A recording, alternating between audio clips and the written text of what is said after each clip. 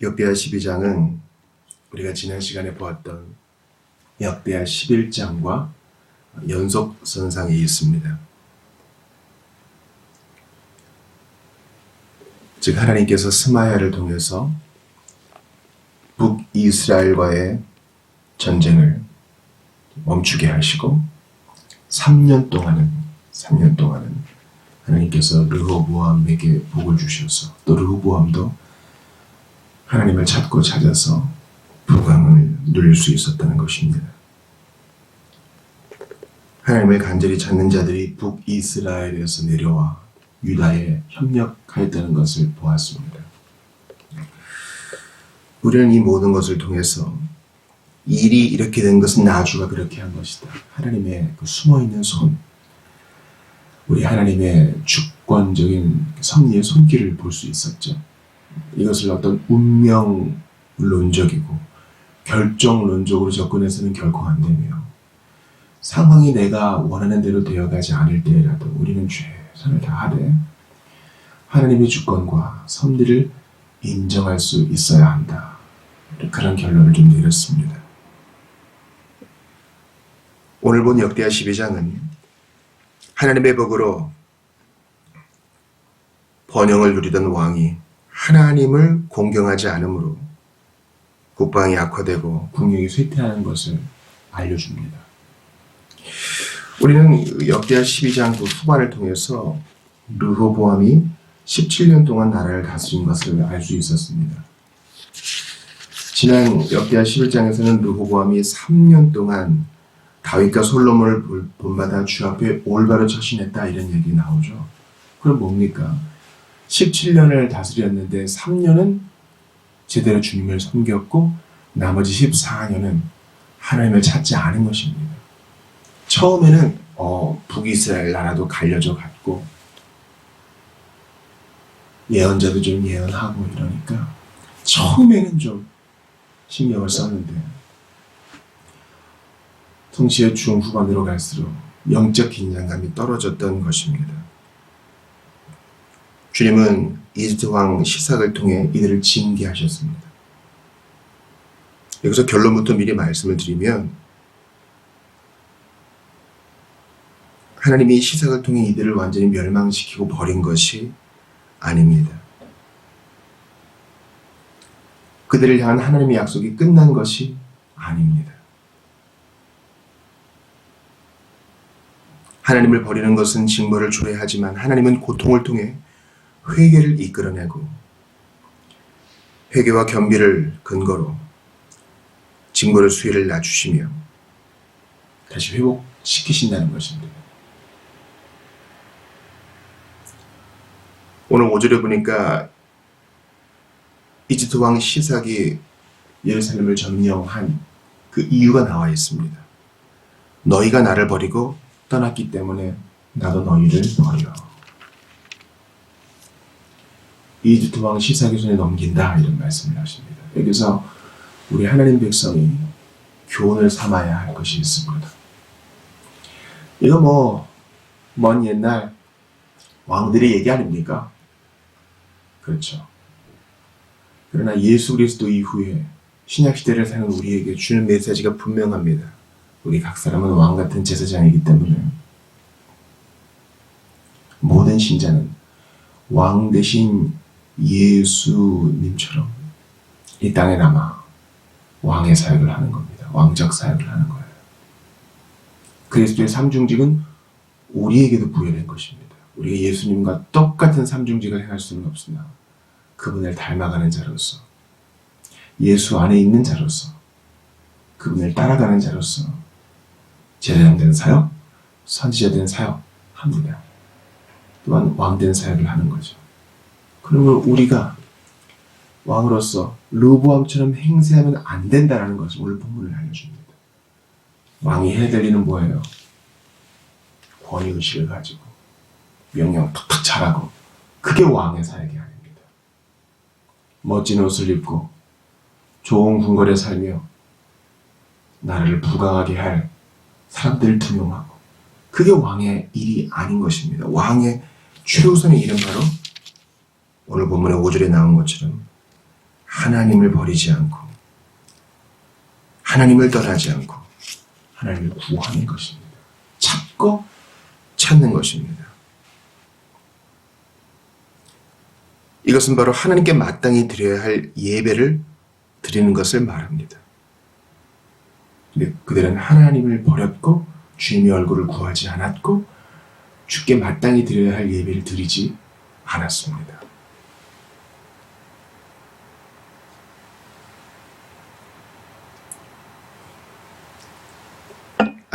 다음에도 주일이 있고 다음에도 예배의 때가 있고 제사의 때가 있지 뭐.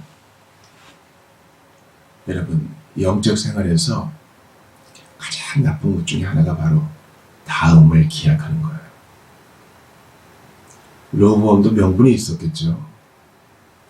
지난 시간에 역대 11장 끝에 보니까 아들도 많고 딸도 많아가지고 가장 사랑하는 아비야를 그 다음 왕으로 내정해 놓고 후계자 문제를 처리한 다음에 다른 아들들에게도 아내도 주고 양식도 주고 이런 문제를 처리하느라 바빴던 것 같아요. 그러나 그 어느 것도 하나님을 예배하고 섬기는 것 대신할 수 없습니다. 그것이 최우선 과제입니다. 그러므로 우리에게 이렇게 적용되죠. 우리가 하나님을 구하지 않고 매일 전심을 다해 그분을 찾지 않으면 주님은 오늘도 이집트 왕 시삭과 같은 존재를 통해 이집트 왕 시삭과 같은 사건을 통해 이집트 왕 시삭과 같은 환경을 통해 우리를 징벌하시고 교정하실 거예요. 이것은 구원을 취소시킨다 그런 의미가 아닙니다. 아까 말씀드린 것처럼 고통을 통해 회개를 이끌어내시고 회개와 겸비를 이끌어내시기 위함인 것입니다. 우리는 역대기의 결말을 알고 있습니다. 그들이 포로로 잡혀가는 순간에도 그들은 하나님께 버림받은 것이 아닙니다. 이집트 왕 시삭의 손에 넘기운 것 같은 사건이 좀 확대된 거죠. 주님의 의도는 뭐예요? 예레미야가 말한 것처럼 재앙이 아니라 평안이요 너희 장래에 복을 주라는 것이라. 지금 잠깐 고통을 주시는 것은 잠깐 고난을 허용하시는 것은 회개하고 겸비하여 다시 여호와의 얼굴을 구해 그분의 백성다운 삶을 찾게 하시는 겁니다. 자신을 돌아보세요. 우리가 하나님 백성다운 자태를 잃어버리면 주님이 반드시 우리를 교정하실 것입니다. 그거 없으면 우리는 사생자요 참된 자녀 아닙니다. 스스로 돌이키면 얼마나 좋아요. 근데 그게 안 되니까 주님은 고통을 통해서라도 우리를 돌이키게 하셔요.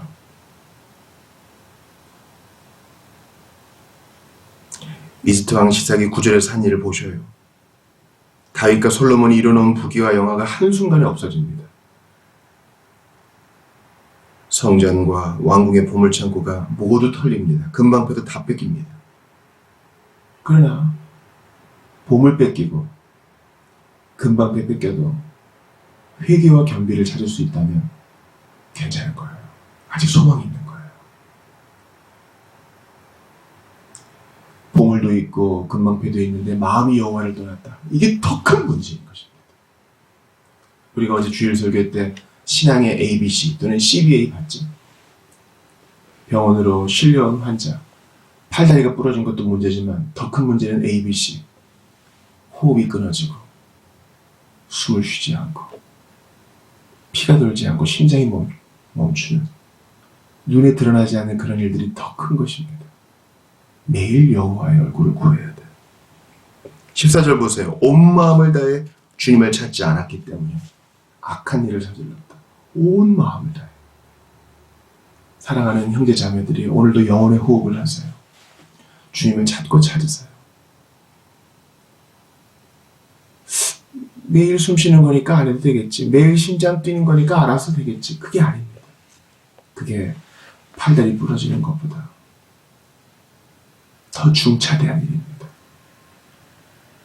그러면 오늘 르호보암의 실패를 교훈으로 삼고 반면교사로 삼아 자신을 돌아보세요. 오늘은 좀 쉬어도 되겠지. 이럴 때일수록 주님을 찾을 때입니다.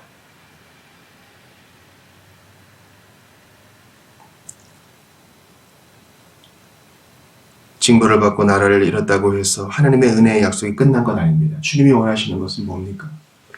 우리를 돌이키셔서 주님을 경외하고 주님 앞에 겸손해지고 주님을 찾고 찾는 자, 그런 백성 되게 하시려는 겁니다.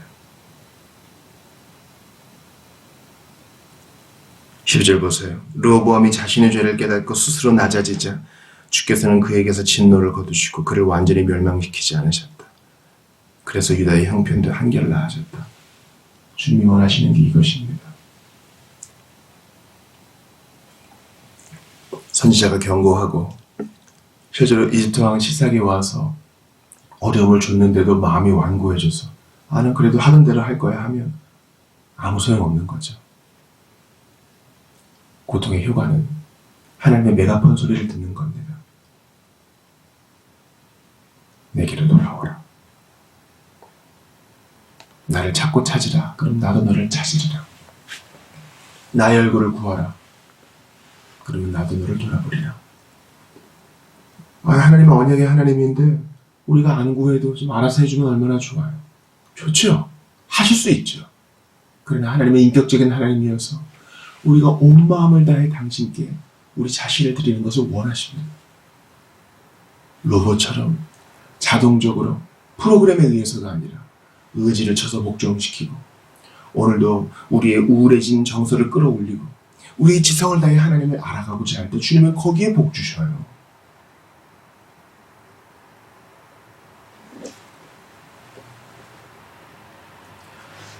모든 무거운 짐, 얽매이기 쉬운 죄를 다 벗어버리고 예수를 깊이 생각하자.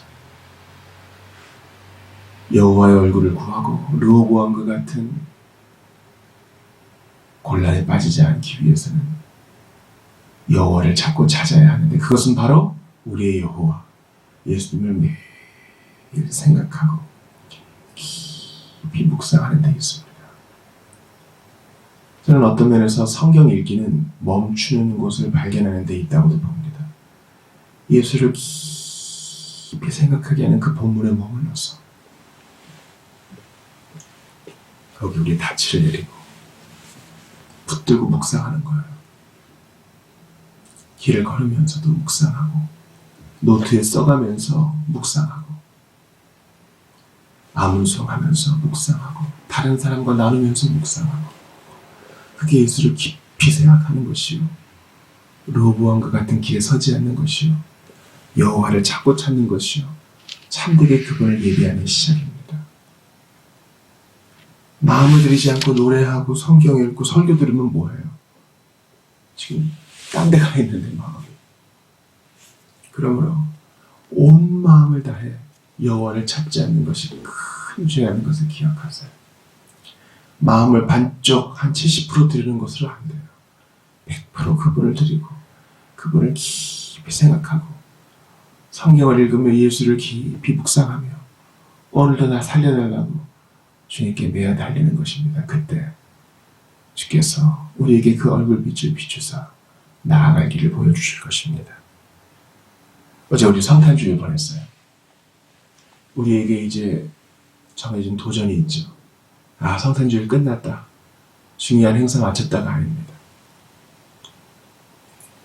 오늘부터 예수님의 성육신의 겸비, 우리를 형제라 부르신 그 사랑, 우리를 부끄러워하지 않으시고 사랑하시되 뜨겁게 사랑하신 그 사랑을 매일 묵상하고 정신 차려 붙들기로 작정하는 거예요.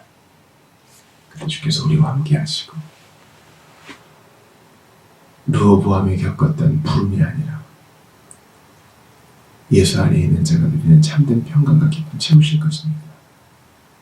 기억하세요. 온 마음을 다해 주님을 찾는 것입니다. 예수를 깊이 생각하는 것입니다.